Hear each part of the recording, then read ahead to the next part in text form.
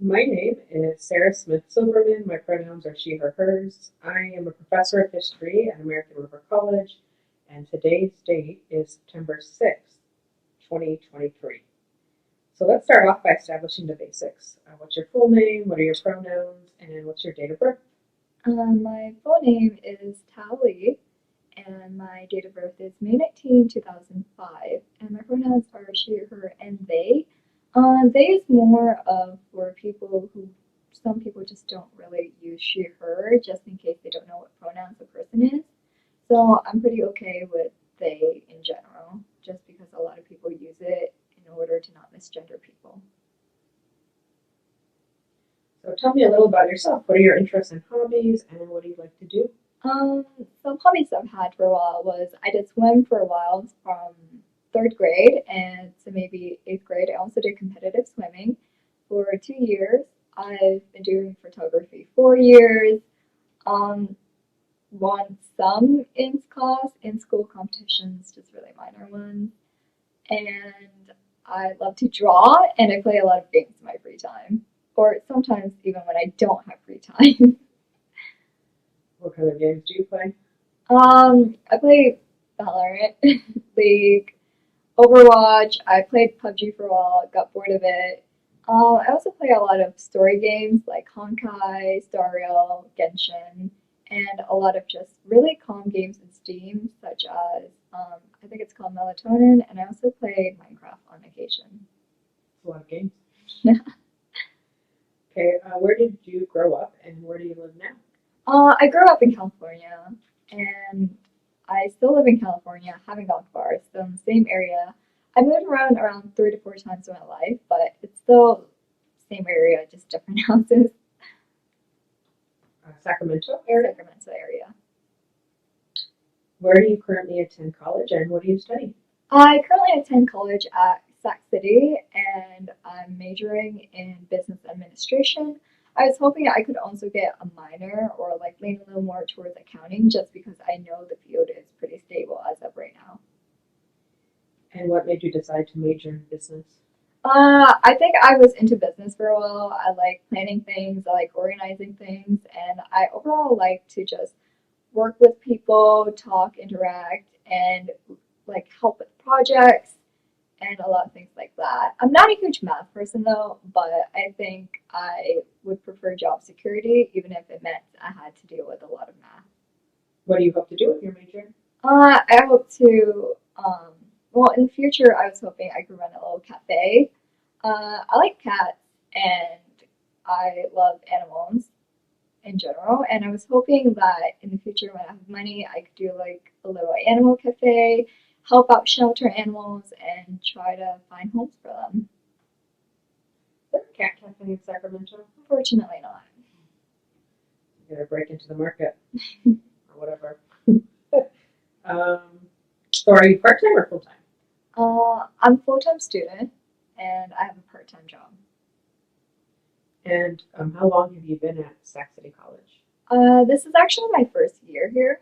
Um, I decided to go here just to save money instead of going to the other schools that accepted me. So can you tell me about how you identify with regard to your social identities broadly speaking? So race, ethnicity, sexuality, gender, religion, disabilities, and so on. I'm Viet. I'm also first gen, I think.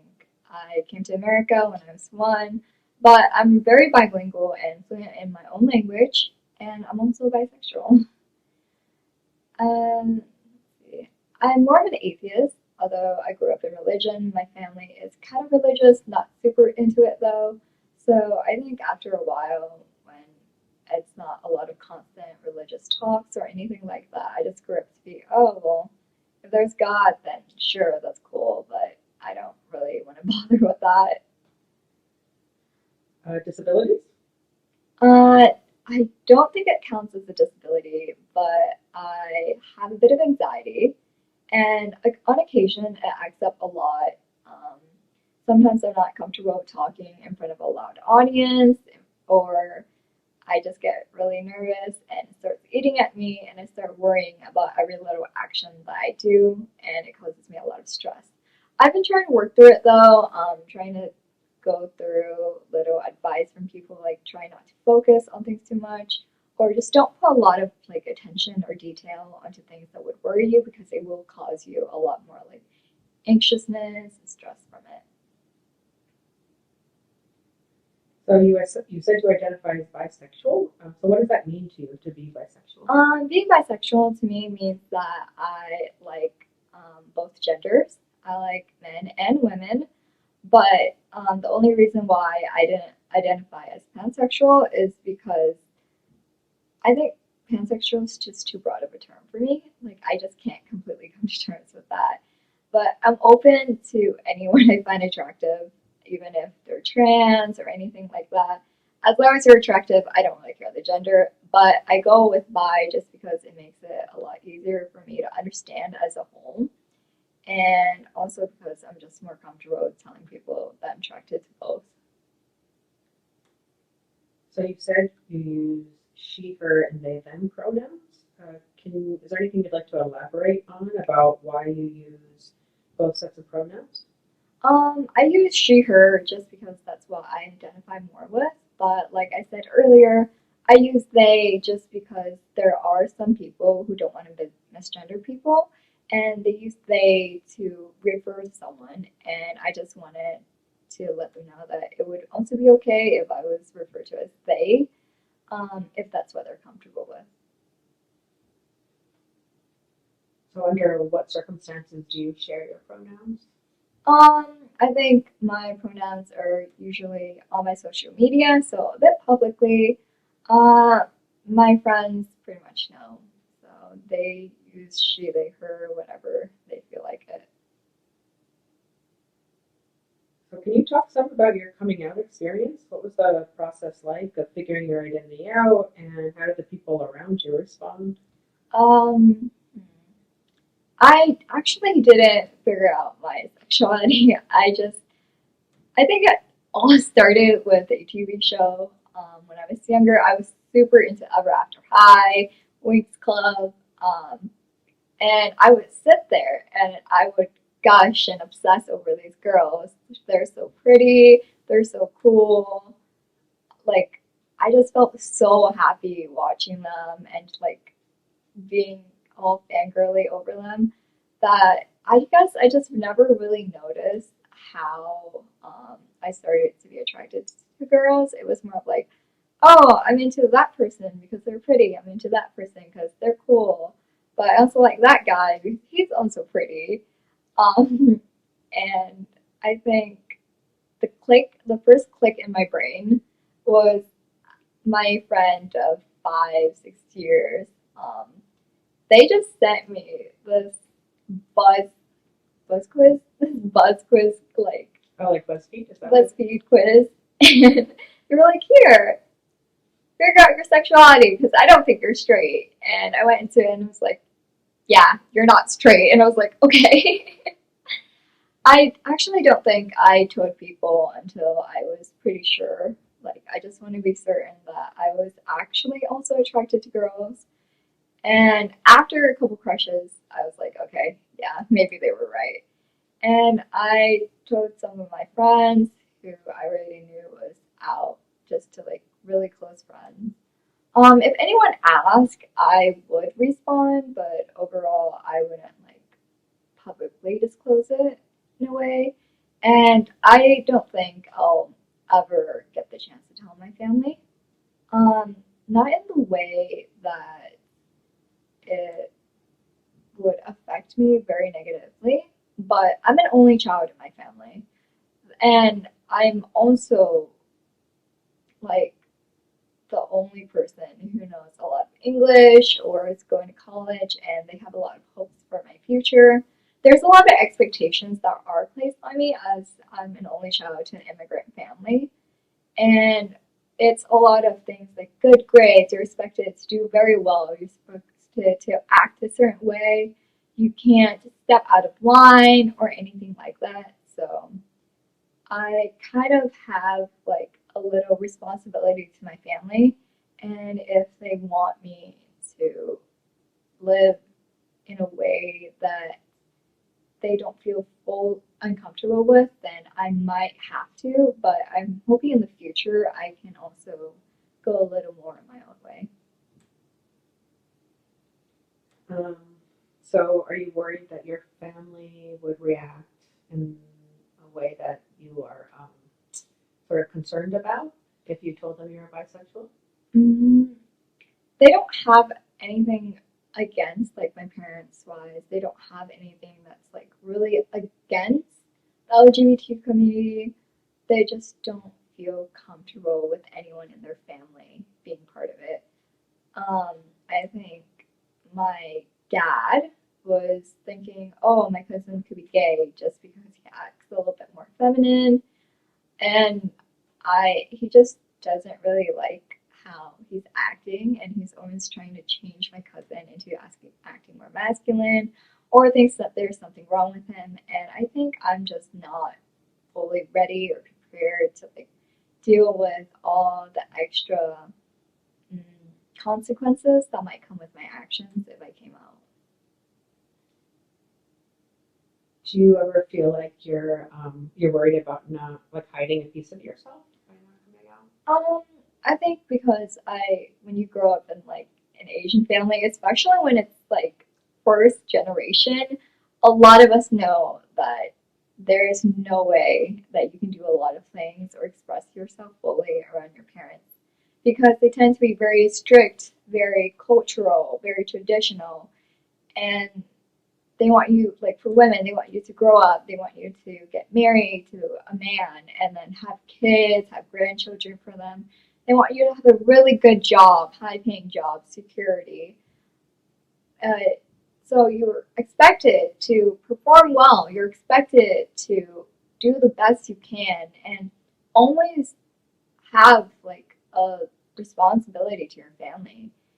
And you just grow up having to hide things that you like if you're into arts, they are not going to support you in it. So you will always have to choose a different path in a way.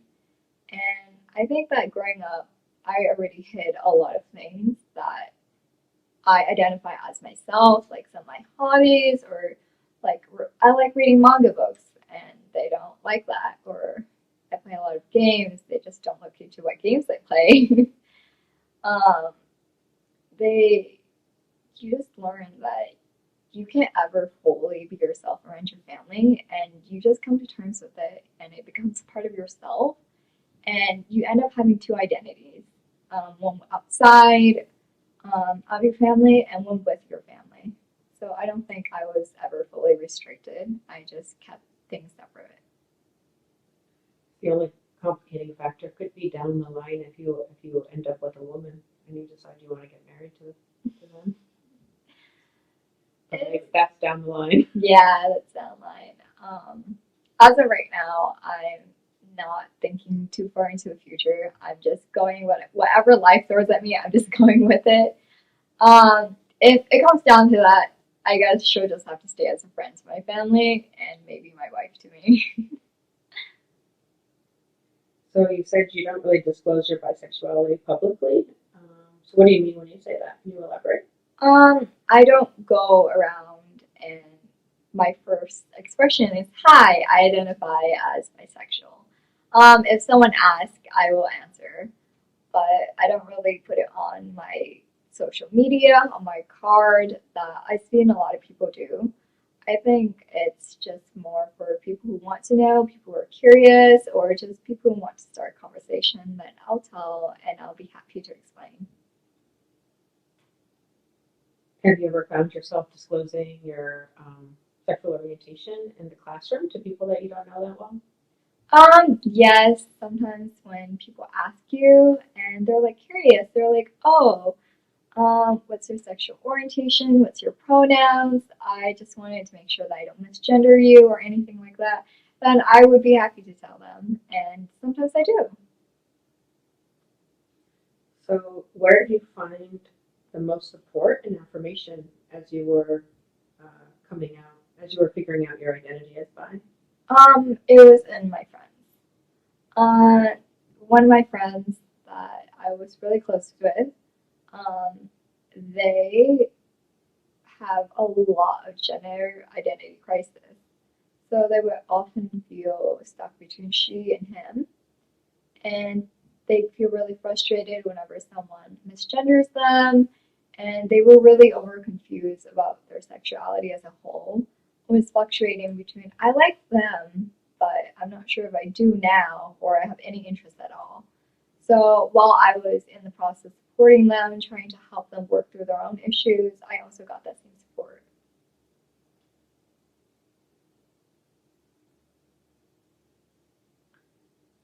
So, I guess this question, it's a new question for these interviews, but where or what do you love most about being queer identified? I like the community. I like how supportive it is. I like how the people in the community tend to be a lot more open or at least more caring towards one another as opposed to the straight community where, no offense, sometimes you see a lot more of like expectations or gender roles that are being pressed on them in a way that you can't fully leave or you're not just welcome to act in a way that makes you more unique. And so far, what do you find to be the most challenging? I think the most challenging part is sometimes when you're not believed that you understand your own sexuality. Because, like I said, I'm bi, I'm attracted to both. It doesn't mean that just because I dated men, that I'm only attracted to men. I'm attracted to women. I'm just very unlucky. I can't pull to save my life, apparently. And when you're in the queer community, it's really hard to reach out and find someone that might make you like the same gender just because you usually end up being friends or friends with benefits, but never over like crossing the line to relationship. Or you end up being friends and stuck in the friend zone forever.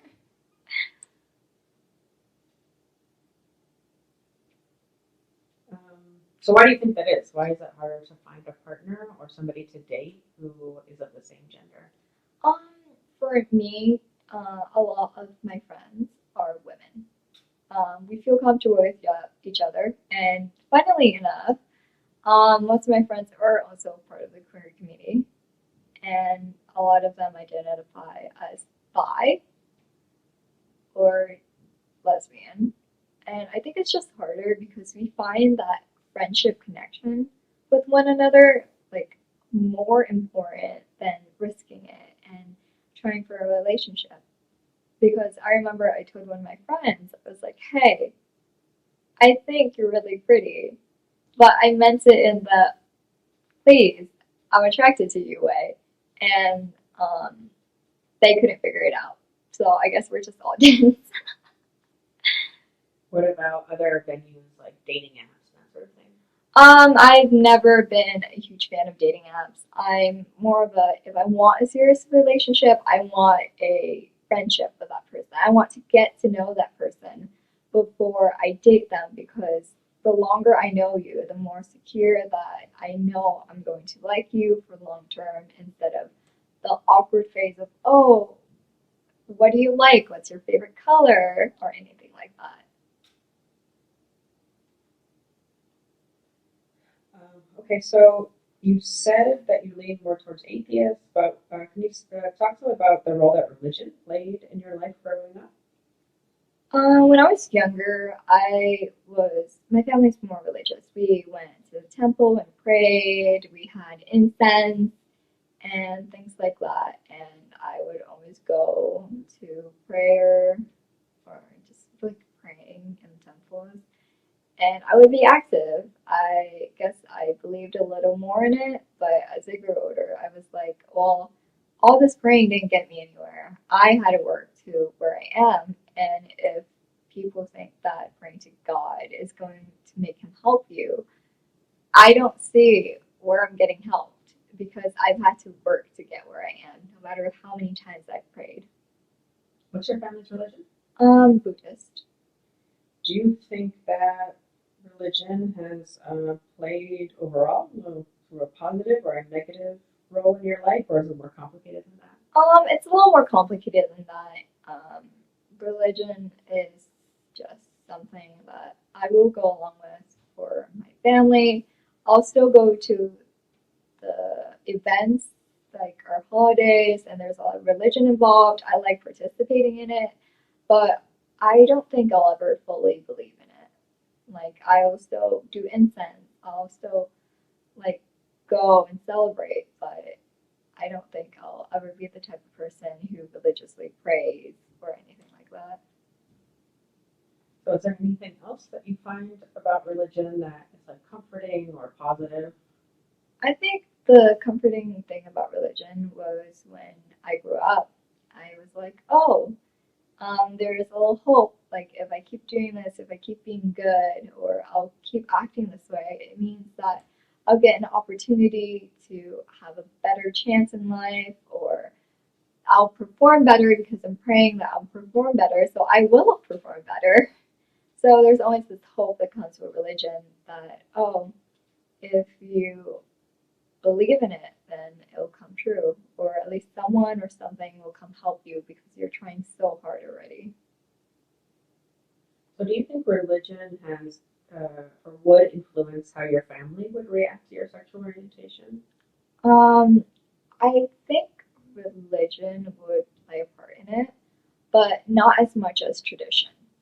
Like religion, like most religions, be open to all because it's forgiving. You have to forgive people. There's not really anything that, oh, we're against gay people or anything of queer identity, but a lot of cultural norms, traditions, where you grow up and you're expected to have a family, you're expected to be straight, be normal in that kind of way, then you don't really have much of a choice if everyone's telling you to do so. And it's very scary to break out of how comfortable you are with being treated a certain way. Is there anything else you want to say about the influence of religion on your life? Not, I don't think so.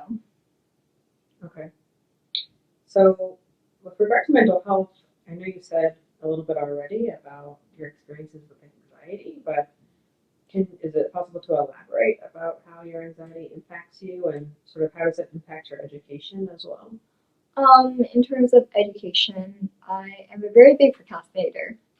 So very huge stress levels on tests, on exams, on homework that's due.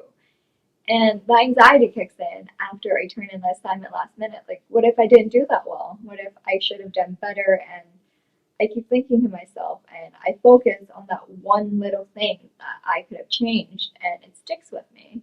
And it eats at me because all I could think of is, what if? What if I did something? What if I did something else? What would this change? Or I could have done better.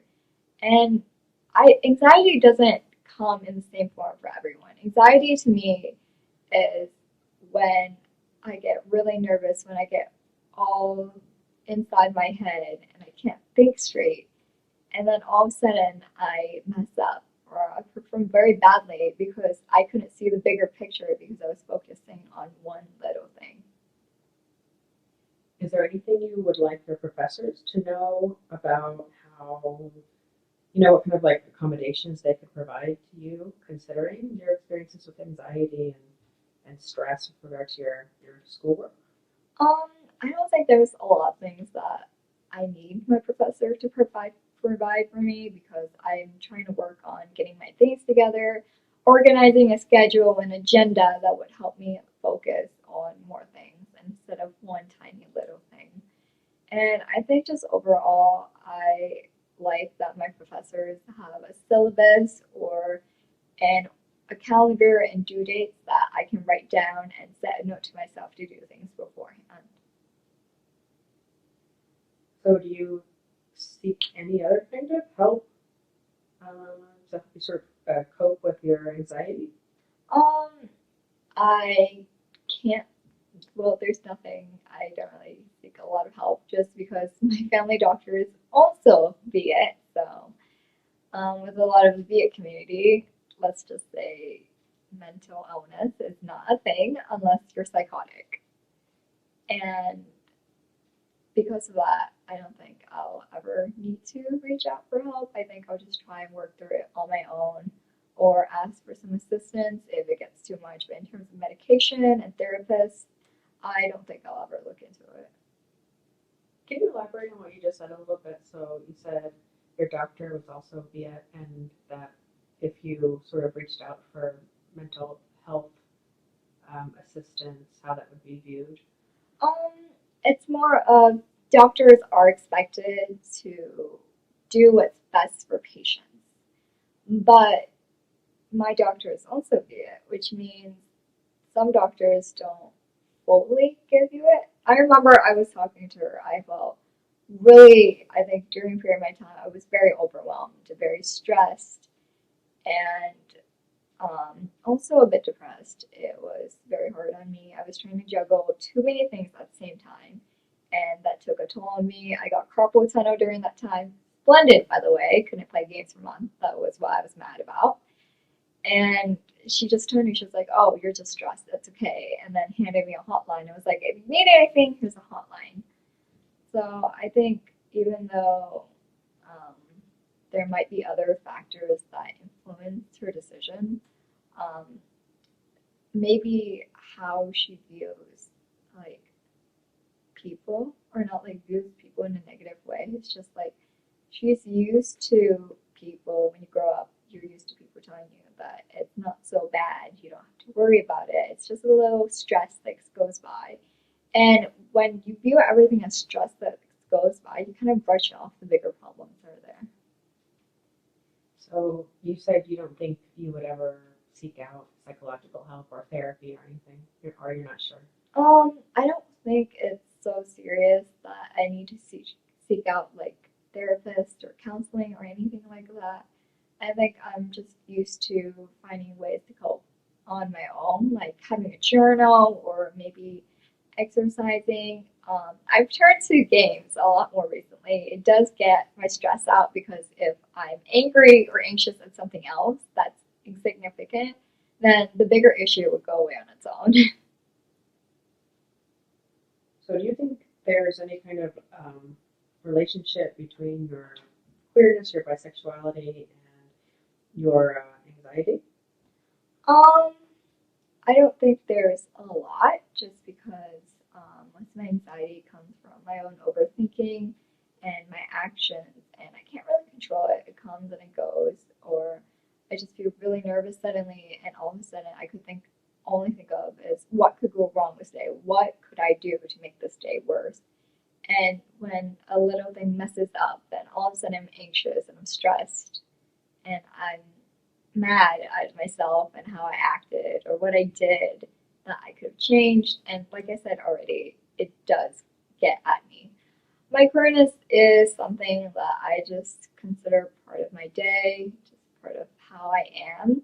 I don't think it really affects me just because I don't see anything about it that's super prominent or unique. It's just, oh, I like this and this. That's about it. There's nothing that changes me as a person other than the fact that I might like outside the norm. So you mentioned that you are Vietnamese and first generation. Um, can you talk a little bit about your immigration experience and your sort of what you know about your family's immigration experience? In terms of experience, my family grew up with practically nothing. I lived in a house with a couple of my aunts, my grandmother, my parents, and one of my cousins. And we had to share rooms, and we had to work like a lot. So my parents had to go find jobs, and we didn't have cars during that time, so it was very hard for them to travel further to find jobs or go to college. So they didn't go to college until they could save enough to buy a car around the time I was around maybe 9 years old. And I remember the car always like breaking down, and they had to like manually fix it, or the AC would be hot.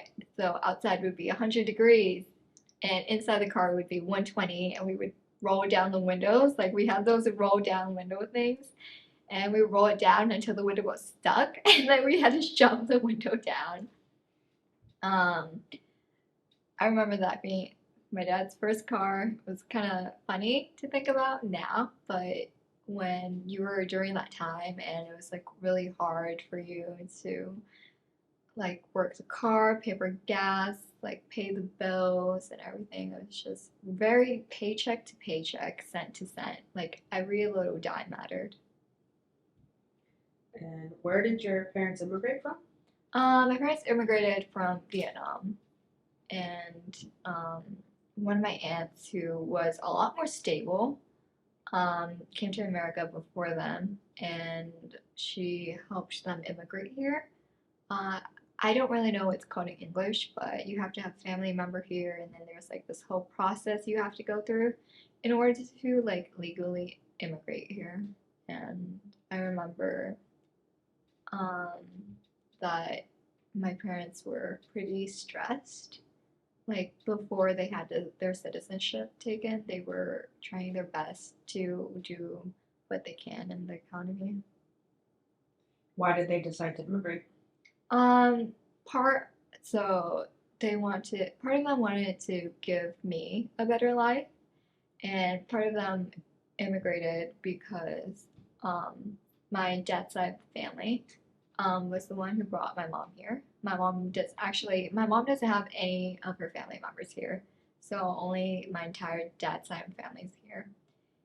And um, my parents wanted to give me a better life, and my dad's side family had already planned to immigrate here just because of how the economy in Vietnam was like worsening a bit, or they had some assets and they were like, oh, let's go to America. We could try again. We can do better. We can just try and make a living that's more profitable than being in Vietnam, because being in Vietnam is very low wages, because you can see the food is already very like not very expensive, maybe 50 cents for a plate, maybe $1. That meant that the salary wasn't high enough, and even though they owned their own land and stuff like that, they still wanted to go to America because then they all heard the American dream. Like you go here, you work hard, you become successful, and that's what they wanted to do. Where in Vietnam were they from? They are from Bun Tre. It's one of the smaller cities. We call it the city of coconuts because a lot of times their coconut water, their coconut juice, it's really good. So, you said your parents came to give you a better life, but it sounds like for the first few years they were really struggling. It's because even though my aunt provided them with some help, they didn't get all the help, and they had to go walk to their jobs and maybe bike to their jobs, and they were just trying to make sure that they could get what they need, like food, groceries, pay off the rent. And I remember a story that my dad told me. He was like, oh, I had to go buy a car seat for you, but I was like 10 cents off and I couldn't go get by it. And I think that just accurately shows how hard you actually have to struggle in America in order to provide for yourself, even though everyone thinks that it's a lot easier in America than somewhere else. And how do you think your experiences growing up were shaped both by being from an immigrant family, but also being specifically from a Vietnamese family? I grew up on budgeting. Like, I had a very strict budget for myself. This is how much I want to spend, this is how much I'm going to save. And from a young age, my parents taught me how to learn how to budget my own money because they would give me like a monthly allowance, but they would also be like, oh, well, you have to pay a certain amount of money every month to us to pay whatever bills there is, the internet bill, just because they use it a lot, that's what they called it. And I would have to pay 20 or maybe $30, and my allowance would be maybe 100 every month. So I had to learn how to save that money or use very little of it to buy little necessities I want in order to have enough after paying my parents off for the bills. So budgeting was a life skill, and I think I just grew up trying to work very hard. Um, I grew up and I had a mentality where if I couldn't be first in what I did, then I had to be second or third because anything below that was not acceptable. So if I wanted something, I had to work very hard to get it. Did you grow up among other Vietnamese immigrants? Um, I grew up in a Viet community, so there are some immigrants, some that live there, but most of us would know some of each other. But I grew up more around family until I reached elementary school where there was a lot more diversity. But I was always around Viet people, or I could talk, or just be really around more like people I'm closer to than more people of diversity.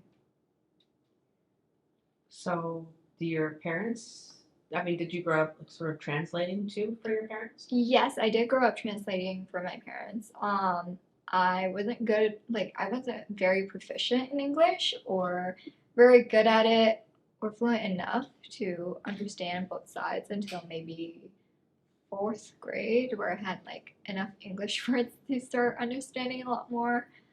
Um, and I would try and help my parents do taxes or do the bills or read off emails, paperwork, set up accounts for them when they needed it because they couldn't fully understand it. And I still do it now just because, even though it's been a long time, 17 years, but their English isn't that good. Like, they understand, but they're not fully fluent, or there's a very thick accent, and I try to do my best to help them navigate. So, did your parents or have you experienced any kind of a discrimination or harassment based on your identity as immigrants or as Vietnamese? Um, there are a lot of more, I feel like there's a bit more of like judgment, even though if it's not against like our Viets ourselves, because in our community it's a little more toxic sometimes. You're very flaunting. Like you want to flaunt that maybe your son or your daughter is like doing so well, or maybe you want to flaunt your new car. You want to like show people that you're successful. So when you talk about struggling a lot and people know you struggle, they look down on you a little bit. And in terms of being immigrants, I feel like it's harder for my parents. I never really experienced it, but you can kind of see how when they like speak in English and it's very hard to understand them. Sometimes there's people that don't want to work with them, or sometimes they get scammed or ripped off because they don't fully understand what they're getting themselves into. Okay, is there anything else you want to say about your experience either growing up or in the present day, being from an immigrant family and being Vietnamese, and maybe Asian American more broadly? Mm, I think being an Asian American more broadly in terms is how you always see like people expecting you to perform well. Like there's this kind of perspective around Asians that because you're Asian and you're an immigrant, you should perform better than all of everyone else because that's the norm. Like you see an Asian person get good grades and and everyone's like, "Oh, that's normal. You get good grades because you're Asian," but it's not because of that. It's because of how hard our family actually pushes us compared to a lot of other people. You still like it's just the overall norm. It doesn't mean that all Asians are like performing very well, but I think it's the overall stigma that they have. So I do see a lot of that growing up, um, and it's more towards like immigrants who are bilingual, who are actually fluent in their own language, who are just not second generation or third generation of their family. That's often seen that way.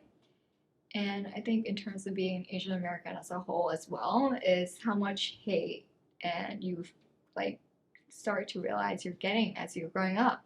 Because when you're younger, you don't see like remarks about your eyes or your food as like anything racist. They're just like, oh, they're judgy because they don't understand. They're judgmental because they can't fully wrap their heads around this, but when you grow up, you see those little remarks, those little microaggressions or comments are said or looks that are directed maybe towards not towards you because you're fluent now, but maybe towards your family or other people in the community where it shows a lot more in how they're treated. So, I guess how does that make you feel? Everything you just said about sort of the stereotypes, the microaggressions, all of that. How does that make you feel? I feel like I'm very passive. Like I feel like there's you could do something about it, but there's not much that you can do a lot about because everyone's entitled to their own opinions, even though a lot of them are wrong. But once they're set on that one thing, it's very hard to change their mind. For example, of the recent influx of Andrew Tate fans, you can probably try to pry the misogyny out of their dead, cold hands, and they will still cling onto it like it's their last life. So you can't really try and change how people think, but you can try to better yourself, or at least try and fend off or defend yourself against people who make those remarks. Because of those like stereotypes, do you feel extra pressure in education, like in the classroom? Yes, a little bit. It also grows a bit of competitiveness. Like you're seeing someone do better than you. You want to do better because if they can do it, why can't you? You guys are like the same racial category, or you guys are growing up in the same situations. So if they can do that, then if you work hard enough, you can do that as well. So there's a bit of like competitiveness that comes with it. Um, so I know there was a lot of anti-Asian hate that came out of the pandemic in particular. Um, did you or your family experience anything? Thankfully we haven't, just because we are in a more Asian location. Like a lot of us are Viet or anything like that, so you don't really have to deal with it. But I do remotely remember one of my friends being slurred at. She was also very Asian. She was Chinese though, uh, and that was not a fun experience for either of us to talk about or like reminisce on. Like we think it's kind of funny how they are so judgmental towards us, but we don't really like want to accept that there's an ongoing increase in hate towards us just because of how we are. Um, so do you think, I mean, you already talked about this a little bit, but do you think being Vietnamese has shaped your experience as being queer? Anything else you want to say on that? Mm, I feel like being Vietnamese when you're in America, you can express that you're queer because you're with people who are kind of like you.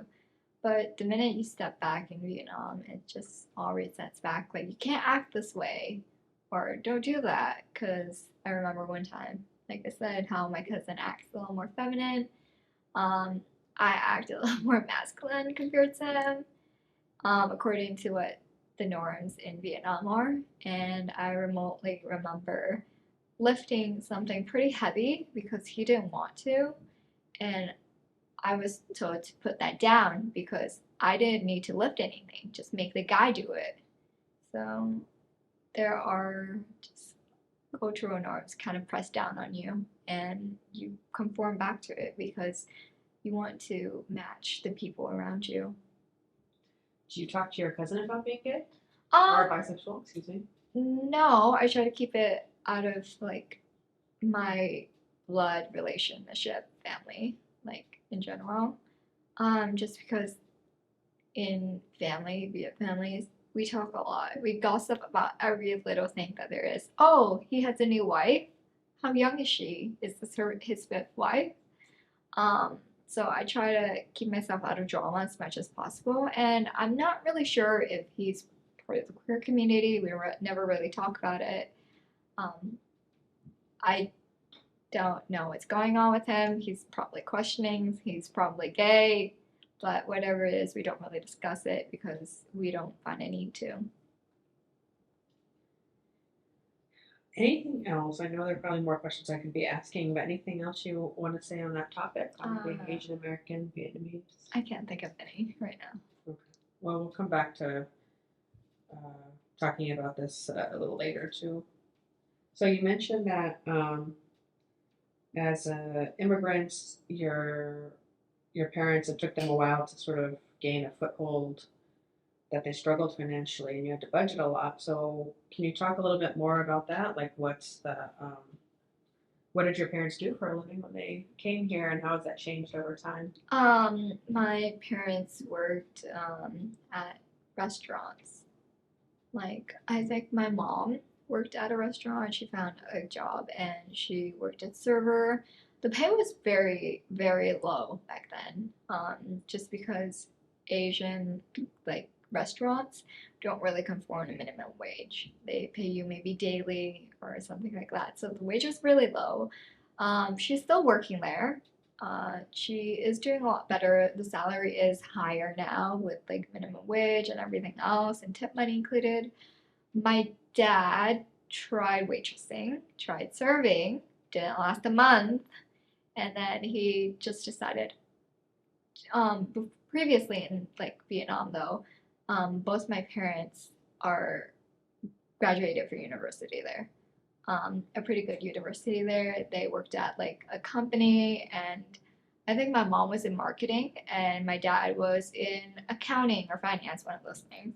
So they had pretty secure jobs, and coming to America means losing all that. Like, you can't bring that knowledge to America because you don't know English. You can't really do anything.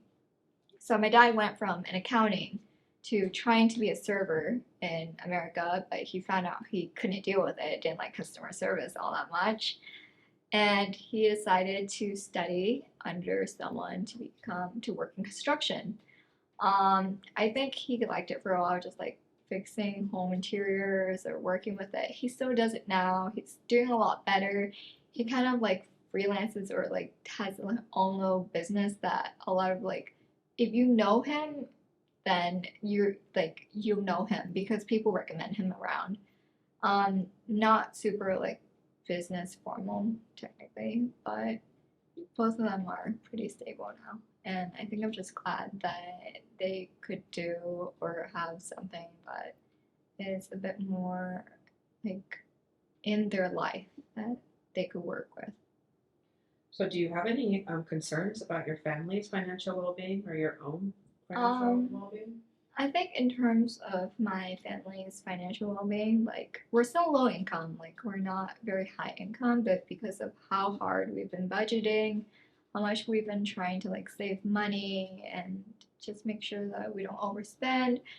Now that we're like slightly better where we don't have to pay like so much more things. We moved out from my whole family, so that's probably why upped a lot more because now the salary is only going to like me and my parents and not five different people.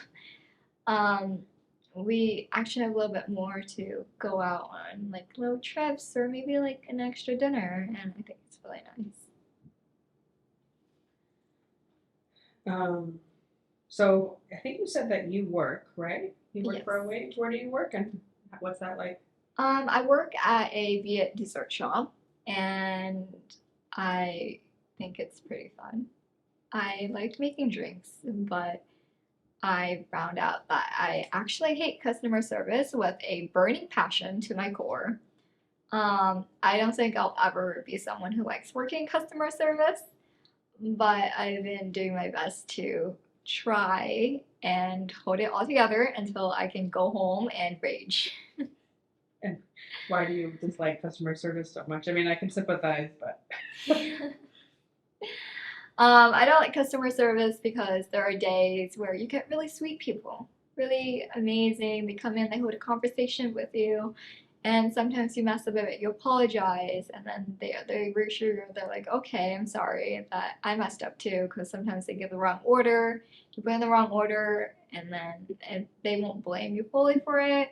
But then there are other days when you get really rude customers where they come in, they're entitled to something. Like I remember I had someone come in and alter their drink very much because we have a policy where if the drink already has like an ingredient there and you wanted to add extra of it, like for example, if that drink has boba, you can add extra of it for free. But if it doesn't have boba, it has grass jelly, but you don't want grass jelly, you want boba, we have to charge you extra. They would come in and be entitled and ask, why couldn't you do that for me? You're working there. Why can't you do that anyways? No one's going to notice. And if the slightest thing that goes wrong and they're 50 different times trying to change the whole entire order, then they would just blame you instead of being like, oh, I'm sorry, I made it confusing because I tried altering the original drink like 50 different times and couldn't settle on with just one. Do you have coworkers? Yes, I do. And so I guess what do you enjoy about your job? I like my coworkers. They're very fun. I remember we have this thing where you can ask for any drink in the back kitchen. You just write a little note, you put it down, and you give it to them, and they'll make it for you. And ever since I started working there, maybe the first couple of weeks I wasn't fully comfortable, just nervous. I started lately now. I've started to draw on those sticky notes and send it back. I remember I drew a Pokemon back and handed it back to her, and like all I could hear was like a little bit of laughter from the back kitchen because I couldn't draw Kirby right. So it's a lot of fun, like talking about conversations with my coworkers. Another experience I have was that one, I think it's a Mexican cat, like that one TikTok Mexican cat with like little audio. We put it on the TV. I put it on the TV, and we just played it for like a solid minute before customers started walking in. We were just like laughing about it. So that was pretty fun. So, how many hours do you work? I work around 6 hours a day, 3 days a week. Do you ever find it difficult to balance your workload with your schoolwork? Uh, Kind of sometimes where I have to really pull all my things together because not only am I trying to juggle work, I'm also trying to juggle going out with friends before they move away for college. I'm trying to juggle like my homework, my classes, and then my work itself, and days that I need want to rest. So I had to keep a very organized and like more of a stricter schedule for myself just so I can get everything done. I remember I worked about the same number of hours as you in community college. The thing that I found most difficult was around big deadlines, like time management. Mm-mm. Time management's horrible. I have like the worst time management ever. I would put something down on my calendar. I would tell myself, I will get it done before this date. And like 2 hours before I need to get it done, I start speed running it. So, do financial stressors ever make it difficult for you to concentrate on your coursework? No, currently, I think the only thing that's making me struggle to focus on my coursework is how little bare minimum time management I have for myself. In terms of money, currently I live with my parents, so I don't worry about paying bills or rent. I have to worry about paying my car loans, though. Lovely. And maybe paying for little hangouts and gas money. That's about it. So the rest I do get to save, and I'm trying to save. So I have a little bit of a fund or a startup for college after I transfer. You've been saving that from your work. Yeah. Um, so are you out or partially out as queer at work? I'm sorry? Are you out as queer bisexual at work? No, again, it's via run, so I don't like no one asks, then I don't answer. So I don't really try and like have it as a conversation. I just let people who are curious to, and then I'll just answer. So we left off talking about work and your class background. Is there anything else you want to add that you haven't already said? Anything else you can think of? Not at the moment, no. Okay, so the next section is about education. Can you tell me, this is a very broad question, but can you tell me a little about your educational journey from high school to the present? Um, from high school to the present, I think I started very strong in freshman year. I did a lot of clubs. I did a lot of volunteer. Um, I try to be active and participate in all my classes, perform well, assignments on time. I would try to go above and beyond and study. And then quarantine came around and I crashed very, very hard. I remember the beginning of my first year in high school, I had a counselor tell everyone, they were like, oh, at some point in your life, in your high school journey, you'll experience a dip, like a very hard crash landing, and you can't go around it. And I thought it was hilarious. I was like, oh, there's no way that I would drop from where I am because I'm doing so well now. But clearly I was wrong. My grades proved that way, and how I started slacking off also proved that I was, in fact, very wrong about thinking that I would consistently maintain how well I'm doing. I think it's just because the older you get, you start becoming more tired. You're changing as a person. There's a lot more that you need to do, a lot more you need to focus on. And the more you grow, the more you learn that you have responsibilities and everything that you do impacts your future. So now that you're thinking about your future, you have to think about all the other aspects of your life. And it just makes you a bit more overwhelmed. Like you don't know where to start, which part to tackle first. And it could also impact your grades along the way. And you just feel more burned out the more like you work. Where did you go to high school? I go to high school at Sheldon High School, and I've been there for 4 years. All 4 years of my life. Are you there now? No, I already graduated. Okay, that's Thank what I thought, God. just making sure. So when you say quarantine hit and you experienced a dip, is that what the word you used? What does that mean to you? Like, how did you dip? How did you experience that dip? That dip in my life was the first time I actually gave up on trying my best and everything. I couldn't get myself to study more. I couldn't get myself to like try and focus in class. And I think I fell asleep in almost every class because you're at home, your camera's off. It's like you're trying to navigate online classes, something that you grew up with in person. You grew up with people watching you, expecting you to do something. But now that you're online, there's no one that can really make you have consequences for not doing what you're supposed to. Like if you're in class in person and you fall asleep, then someone's gonna wake you up. But if you're online, then who's gonna wake you up? Maybe your phone alarm after your class finishes, but that's about it. So you had to learn how to be like more self-motivating. And I think that it was very hard for me to like try and self-motivate myself when I'm so used to like performing well without trying. So during quarantine where you're forced to like if you have to try, and if you try you perform well, but if you don't try you don't perform well, and I'm so used to not trying as much. So learning how to work a bit harder was pretty tough on me, and I kind of just gave up because I wasn't doing well. And when did quarantine hit? Was that at the end of your freshman year? Quarantine came in the middle of my second semester of freshman year, and everyone thought that that was it. After that, we'll go back to school sophomore year, and it lasted all the way up to junior year.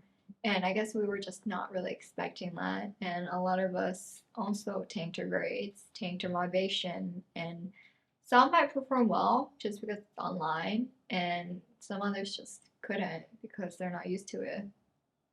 Did you end up failing any of your classes?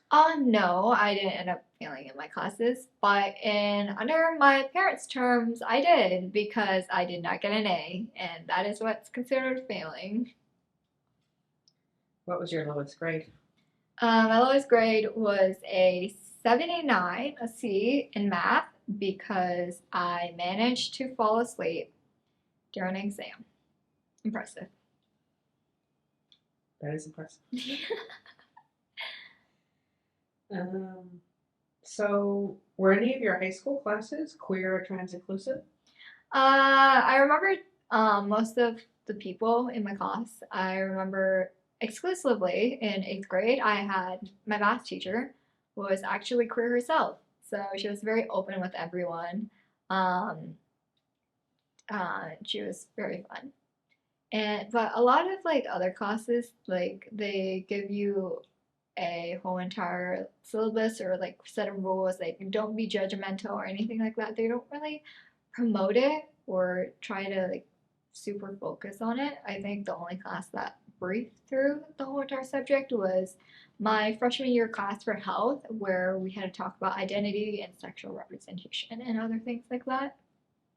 How in depth was the topic covered in that class? The topic that was covered in the class was mostly just, oh, this is what sexual orientation is and how people might be attracted to other people, but they didn't really go into a lot of like gender identity. Like, they don't focus on what every little thing meant. Like, they will explain what LGBTQ meant, but they won't go into smaller categories like aromantic or asexual or anything like that.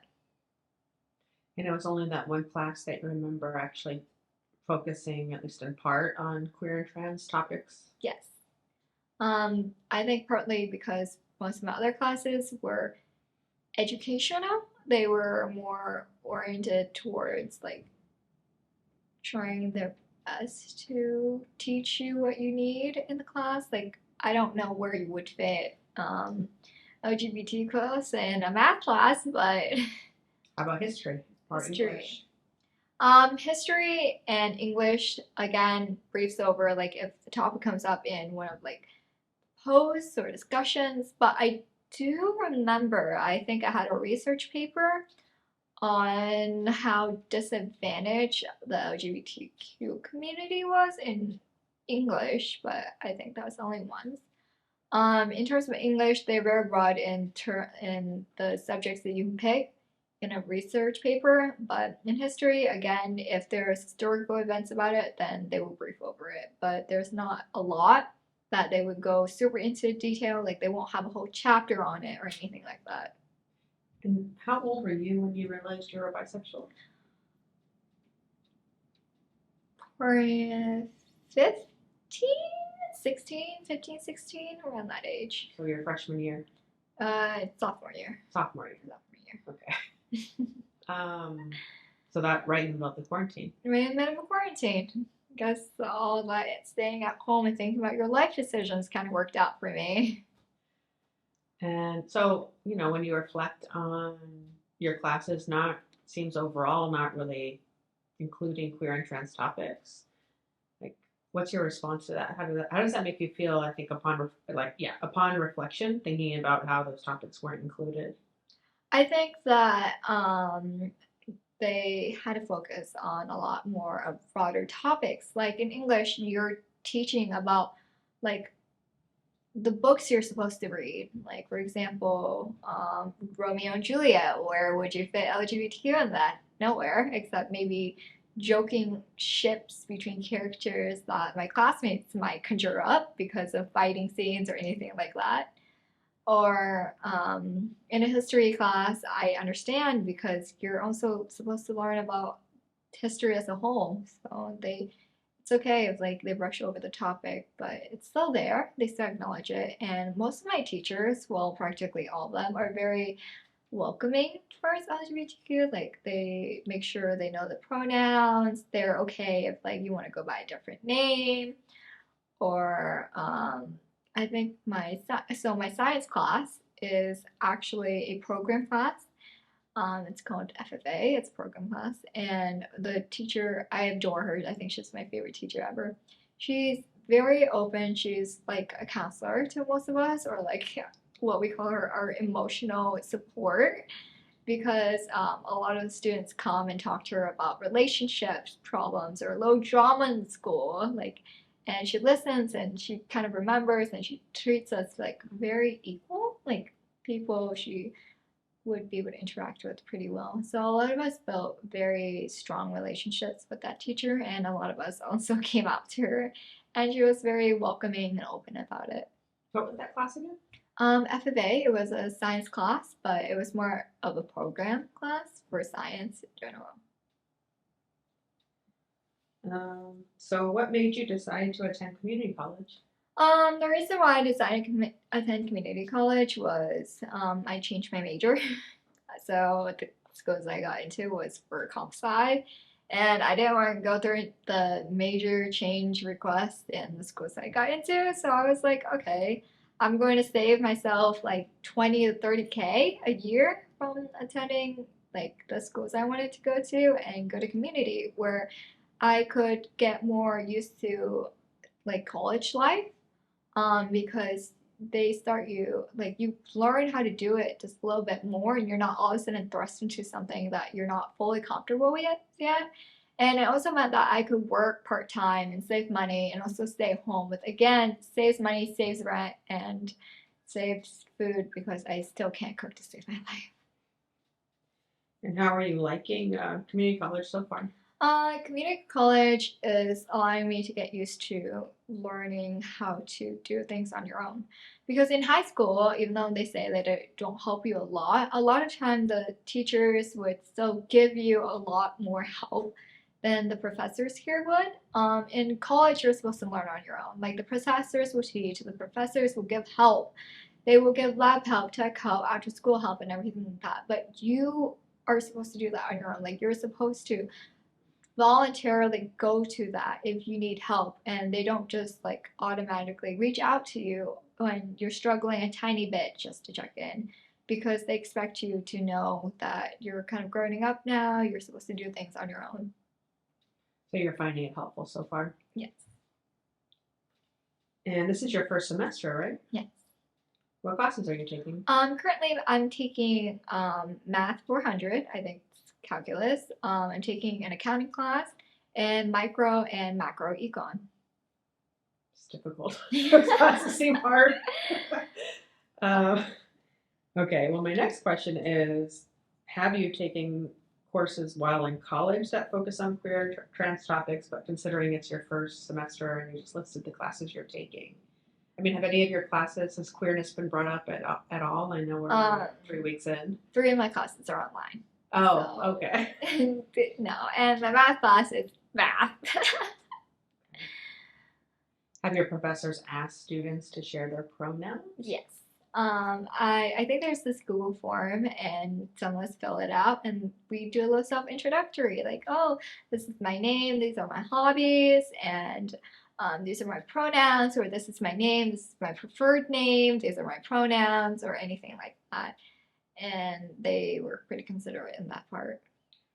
Have all of your classes asked students to share pronouns, or was it 1 or 2 classes? Well, my micro and macro classes are by the same teacher, just they're 8-week classes. So the first 8 weeks of the semester would be one econ class, and the next 8 weeks the next econ class. So far, I think, okay, so for my online classes, they ask a little self-introductory, and that also includes pronouns. So they would do that. For my math class, to be honest, I don't think we even know each other's names. So it's pretty fair. And so why do you think, or what was your experience with your professor asking for pronouns? Like, did you appreciate it? How did it make you kind of feel? I do appreciate it. They're taking into consideration for people who want to go by different pronouns. They're allowing like more of an opportunity for people to like express themselves in a way, and they're just really being considerate. Me personally, I don't mind. Like if there is a pronoun asking questionnaire or something like that, then I think it's nice. I think it's cool. But at the same time, if there's not, then it's also all right, just because you have to take in consideration of different circumstances. Um, so a follow-up question to the one I asked before, have you had experiences taking classes that are inclusive of Asian American experiences and topics? Um, no, in terms of Asian American. I think again, it's the classes they are taught subjects and English. Again, research papers. I also wrote another research paper on how Asians are often like stigmatized into a certain category, and I talked about how it like affects them and how it shows the Asian community in a bad light. But I think most of my classes, if the subject comes up, they don't brush over it. They go over it and we talk about it, and then we move on to other subjects. So are you saying that in your experience or focusing on Asian American topics or LGBTQ topics, you've mainly done so in the context of research papers? I've mainly done so in terms of coursework. Like if it's in the coursework, it's something that's taught, then we will go over it. If it's not under something that's taught, for example, if you think about colonizing in like Christopher Columbus age, you can't fit anything there. So if it's in topic, then we'll talk about it. And if it's not in topic, then it's okay. We can just move on to whatever is relevant, whatever is needed. Do you ever wish that, queer and Asian American topics would be covered more? Do you ever think that perhaps they're just not covered as much as they actually could be covered? I think that due to a lot of classes, for example, let's give an example.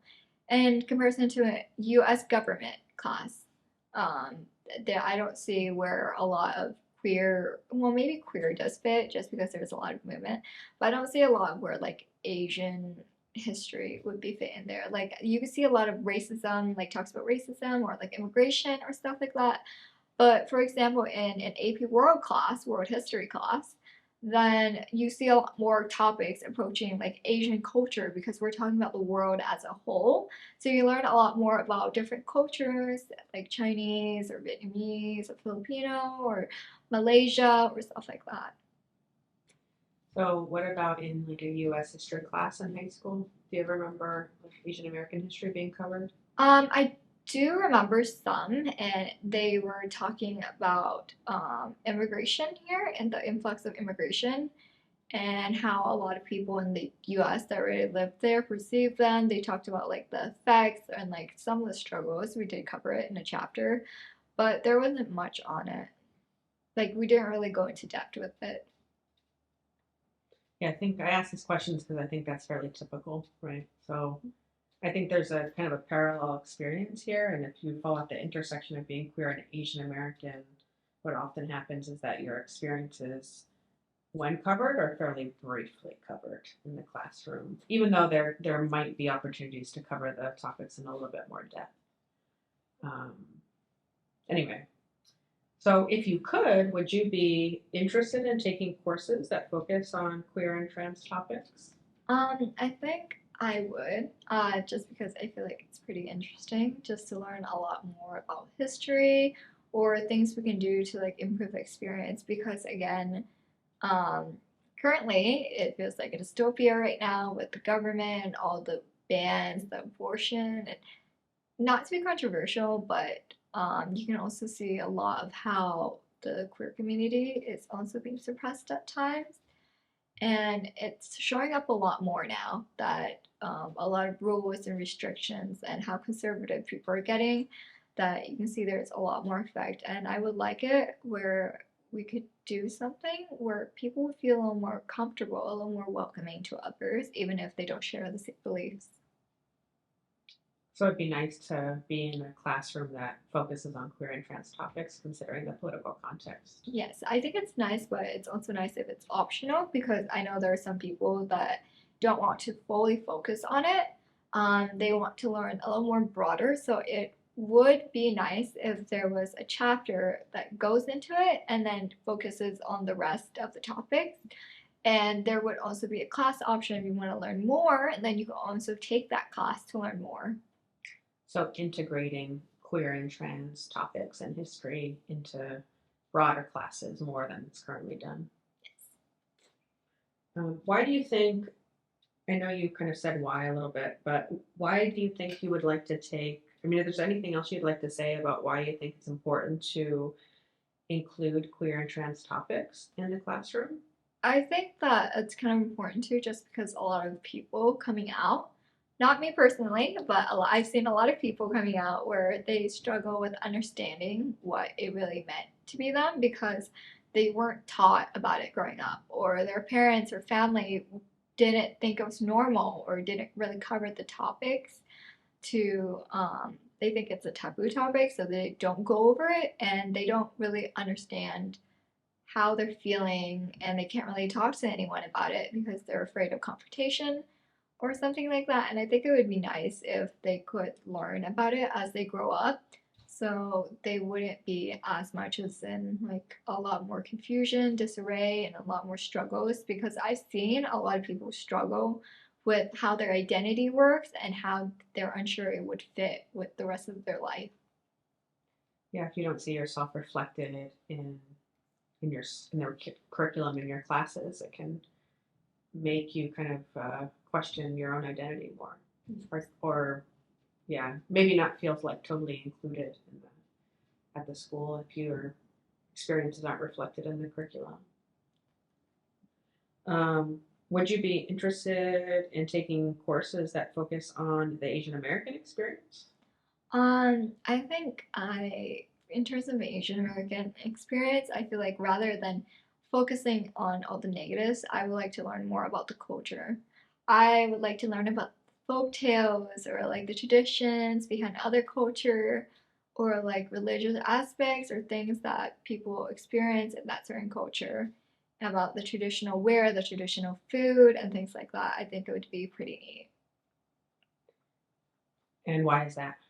I think it's partly because I'm very big on food. I love trying out new food. And I think learning about other culture, not just Asian alone, would allow you to like respect their culture and make sure that you're not overstepping. And at the same time, you learn about what they eat, you learn about how they live their life. And I think it's an interesting topic. And I just love trying out all the food and the cuisine that they have to offer.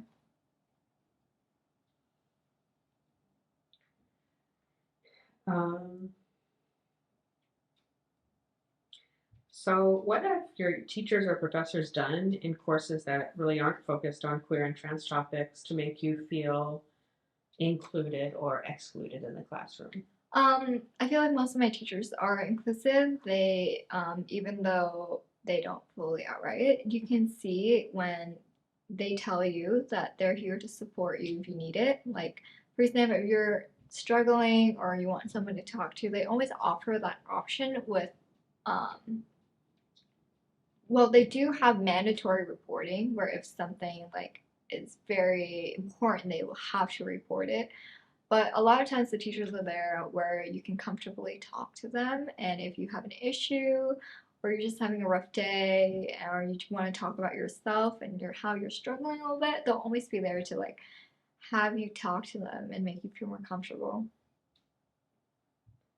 So, how important do you think representation is in terms of like the faculty as well as staff? In terms of representation, I think diversity as a whole is good, but we shouldn't just focus on just diversity alone. We should focus on how that person acts, how that person is like performing, how they treat others. We have to take in all the other like factors that make them as a person. So we can't just selectively choose staff because of diversity. We should also consider if they would perform well and make people comfortable, and how they would affect like the whole entire society as a whole or community. So,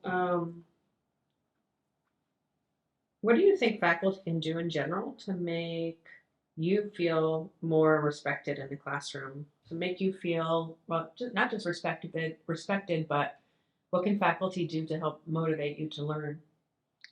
In terms of learning, I feel like making the environment a little bit more fun. I know it's very tough and very hard subjects. Like, I'm not really sure what you can do to make a physics class super exciting, or maybe a computer science class more engaging or happy, or especially discrete math. I don't know how you can make that class more exciting. But I feel like little jokes or making sure that everyone is okay, there's like help if they need it, or even like personally for me, I had like chemistry was hard for me, but the teacher tried her best in making sure that we kept up and were a little cheerful, because I remember she would have little stickers hand out to people, or like little stamps. Oh my god, we all went crazy for the little stamps. That if you do well, and there's a little good work stamp, and it just made the class so much more fun. So just the little things that like are fun and humanizing, Yes. maybe. Um, so is there anything else you can think of in terms of what faculty can do to make you feel respected in the classroom and all of your identities? No, just because I think faculty is already doing their best. They're trying to make sure that everyone's included. They try to inform people that there will be no like judgment in the classroom, that you're welcome to be who you are. And I think that's pretty good. So have you ever felt harassed or discriminated against because of either your queerness or your other identities while in college?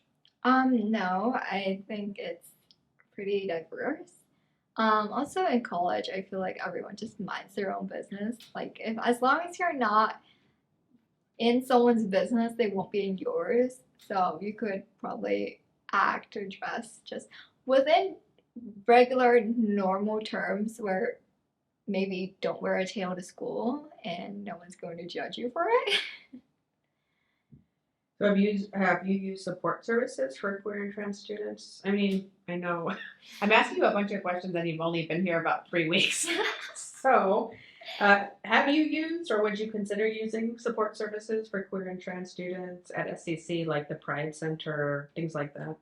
I don't think that I would actually use any support services. I don't really need them, but I would actually like to be involved in the community. Like, I wouldn't mind joining clubs to remote, or like working with people like that, or helping out others who are actually struggling as well, just because I want to provide a little bit more support for people who need just that little extra bit of help. So the Pride Center also organizes events like social events and educational events. When you think about those kinds of events, are there any specific events that you think you would be interested in attending? I feel like in pride events, and even though maybe they won't be fully focused on just celebrating pride, like I adore it. But also, if there's things like in terms of fundraising where you can participate in like little fair, like market fairs, where you try and showcase things and just make it like more community open to the community. Like, it's not just LGBTQ, it's like open to everyone. Or because it's part of the Pride community that's running it, I feel like that's already a sign that, oh, we're welcome to people. Like, come join us. We'll include you, and we'll try and make it fun and allow you to have an experience. Hmm. So, is there anything so far that you think the college could do to make queer and trans students feel more included on campus? Thinking about like mental health counseling, all gender bathrooms, things like that. In terms of inclusivity, there I do see a lot of support. Like, I think there's a page in this booklet I picked up where they talked about support and like clubs, and you can see like the LGBTQ community club that is already posted on there. And in terms of gender neutral bathrooms, I think that's a good idea, because you see like a lot of it in public as well, in case of people like worrying In case like people don't have segregated bathrooms, just because they have one bathroom, it's going to be gender neutral regardless. But at the same time, I think the bathroom could also be like a little separated, like men, female, and then gender neutral. Just because I know personally for me, just because I am a woman, sometimes I don't feel comfortable sharing a bathroom with a guy, even though it's gender neutral and I understand it. But there's always this constant fear of like people where because you're a girl, you're going to think that you're going to get harassed or anything, and I'm trying to stay as far away from that as possible. So being in a women's bathroom does make me feel a little safer than being in a gender neutral one. But at the same time, I don't mind if there's gender neutral bathrooms. So, anything else on that, like what the campus could do, or what you would like to just see in general happen on campus to be inclusive of queer and trans students? I think in terms of queer and trans students, the whole pronoun situation, I know we're all like going through it where we try to like make sure everything's included, but just making sure with people that the pronouns they use sometimes is the correct one, just because I see like some people don't really like it when people use the wrong pronouns, or with trans students like they don't like having their dead name being called. So I think just to clarify that beforehand does help with avoiding a lot of situations that could easily be prevented. Okay, the final question I have, or maybe final couple of questions, is starting with this one. How important is community for your own sense of well being at your college, and how do you imagine finding community while at SEC? Community in my terms is people who are there to support one another.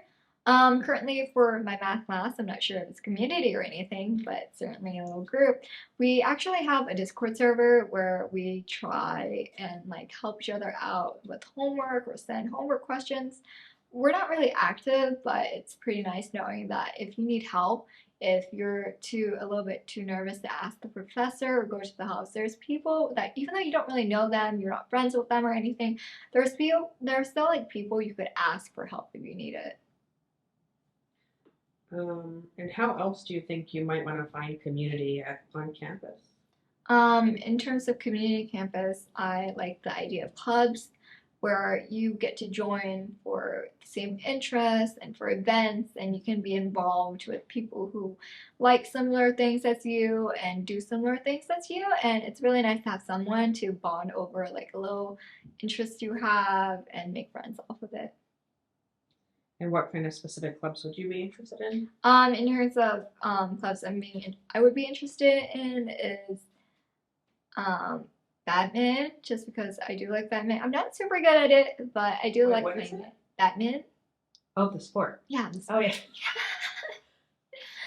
I really like sport. And I would also like to join maybe a little social event, not like more focused on a small interest, just more of like some a little gathering to wind down and relax after you have a rough day. Like you could come to this little gathering, maybe study a little bit, or like talk with people, interact with people, play board games, watch a movie maybe.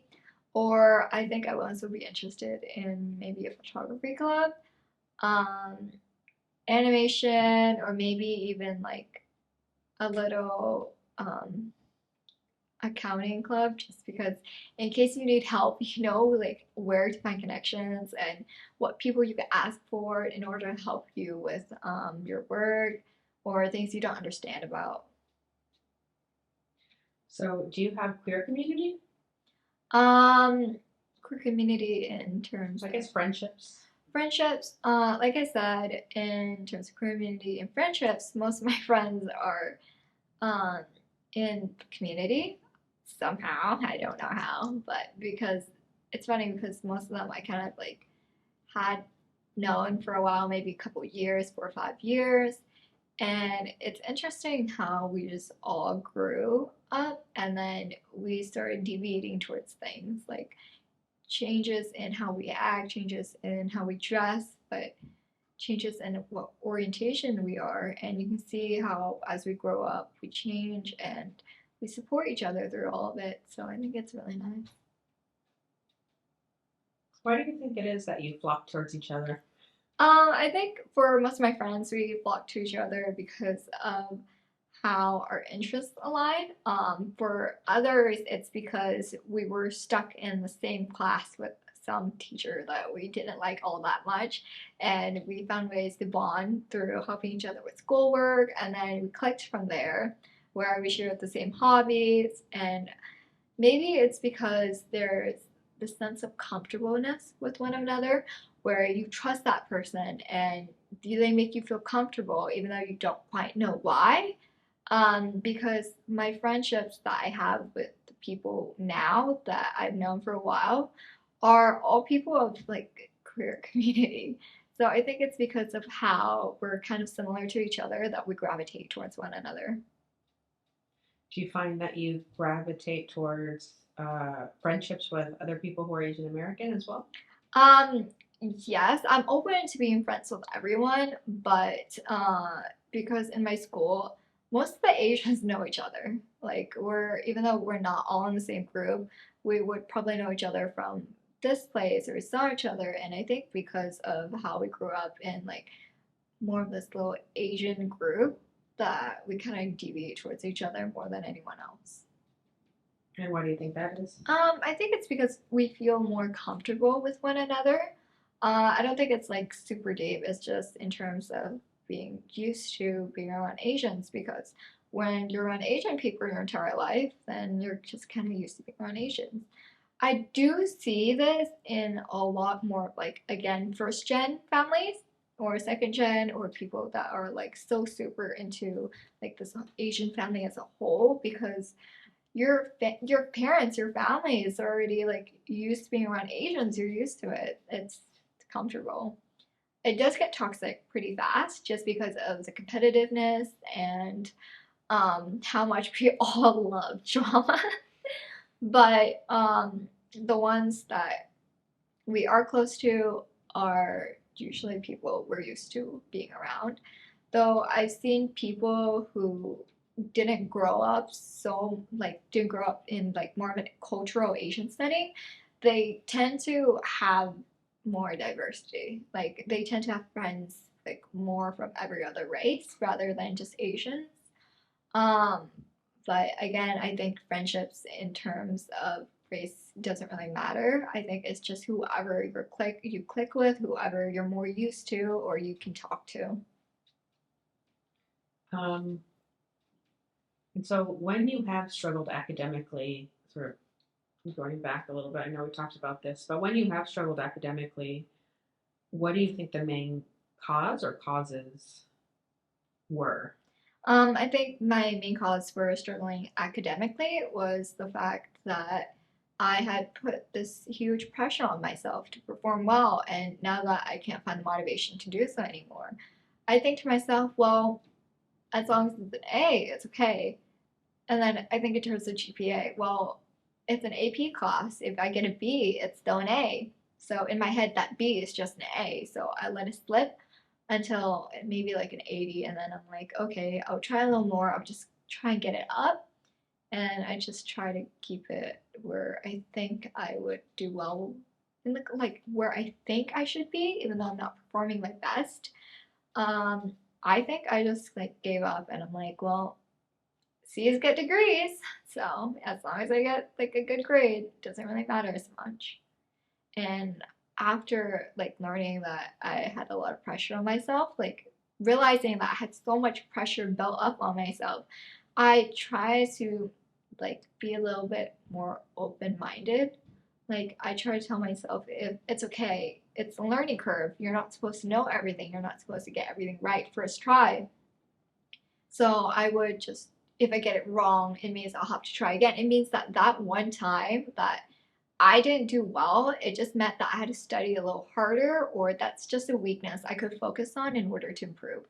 And it's also a lesson in itself that this is something that could help me learn that I still need to broaden my perspective on other things. Do you ever seek out help to succeed in your classes? Yes, when I have questions or I really don't understand anything, my rule of thumb is classmates first because I do get a little nervous around professors. I'm not really used to asking for help. Never really needed it growing up, but the more like you grow, like I said, the more you probably would need help because you don't know everything yet. So if I need help academically or I need help doing something, I would try to ask friends first. If they don't know, then I would just go to a professor. Okay, there are probably more questions I could be asking, but I think maybe it's time to wrap up. So, is there anything else you want to add or questions you'd like to return to? Nope, not that I can think of.